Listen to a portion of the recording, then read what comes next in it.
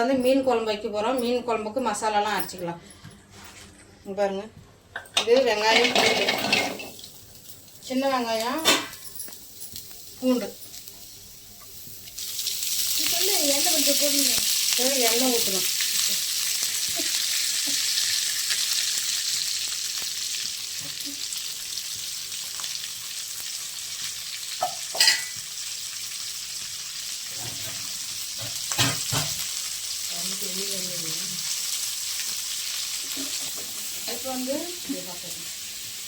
இப்போ வந்து பாருங்க, இது கொத்தமல்லி, வர கொத்தமல்லி, இது வந்து வெந்தயம், இது மிளகு, சீரகம்பா.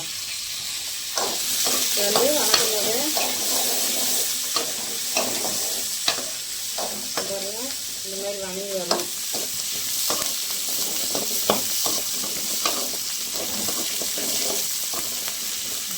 இப்போ வந்து இந்த மசாலாலாம் இது போட்டுடலாம்பா.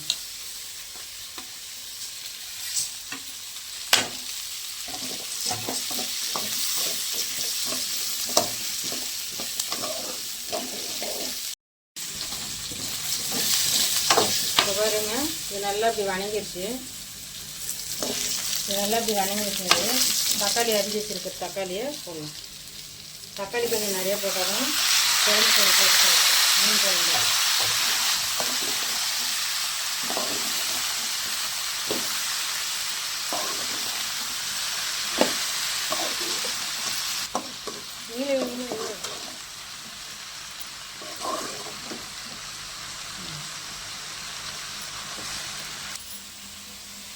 இப்போ வந்து கொத்தமல்லி கொஞ்சம் போட்டுக்கலாம்மா.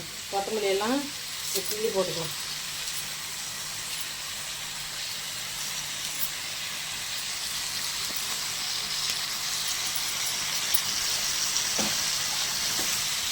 கருவேப்பிலை போட்டுக்கலாம்.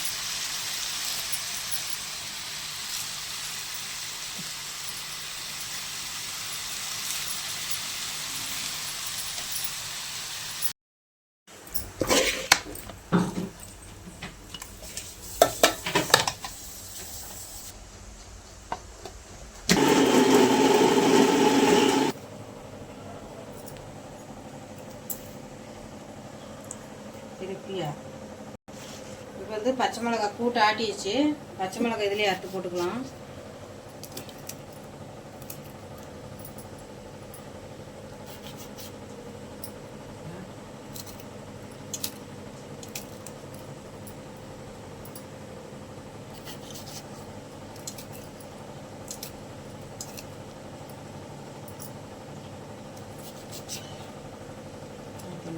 எண்ணெய் ஊற்றிக்கலாம். குழம்பு தாளிக்கலாம். மீன் குழம்பு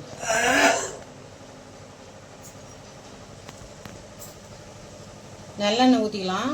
மீன் குழம்புக்கு நல்லெண்ணெய் தான் ஊற்றணும். அப்போ தான் டேஸ்ட்டு இருக்கும்.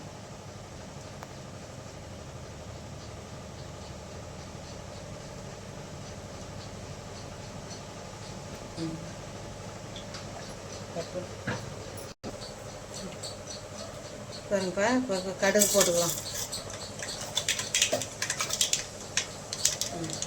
இப்போ வந்து வெந்தயம், சீரகம், கடுகு பொரிட்டு கொஞ்சம் பொரிஞ்ச பின்னாடி இது போட்டுக்கலாம்.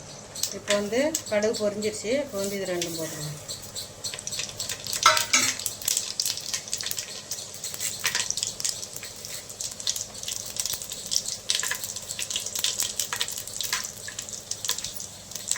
இப்போ வந்து கருவேப்பிலை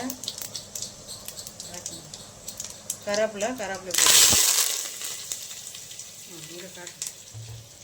இப்போ வந்து குழம்பு கூட்டை ரெடி பண்ணிட்டோம். அதை ஊற்றிடலாம்.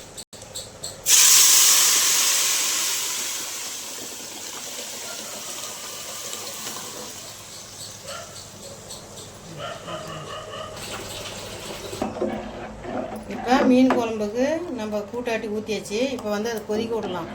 மூடி வச்சு கொதிக்க விடலாம்பா. உப்பு போட்டுக்கலாம்பா.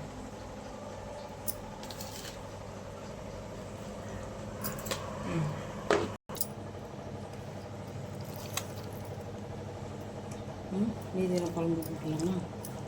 நம்ம குழம்பு கொதிக்குது பாருங்கள். நல்லா கொதிச்சு வந்துருச்சு பாருங்கள். இப்போ வந்து மீன் போடலாம். மீன் போட்டு பாருமா, மீன் போடலாம் இப்போ.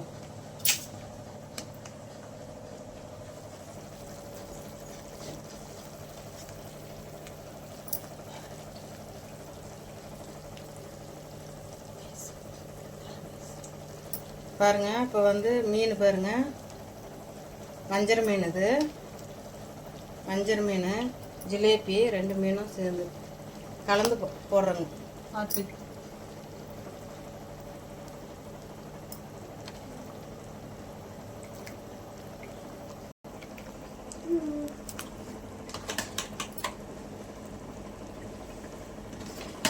ஏன்னா இன்னும் பொரிக்கலையா?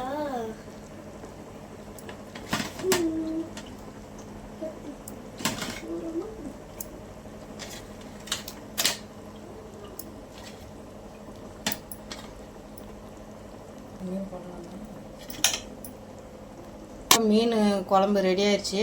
இன்னொரு பக்கம் இட்லி ரெடி ஆயிடுச்சு. சுட சுட இட்லி.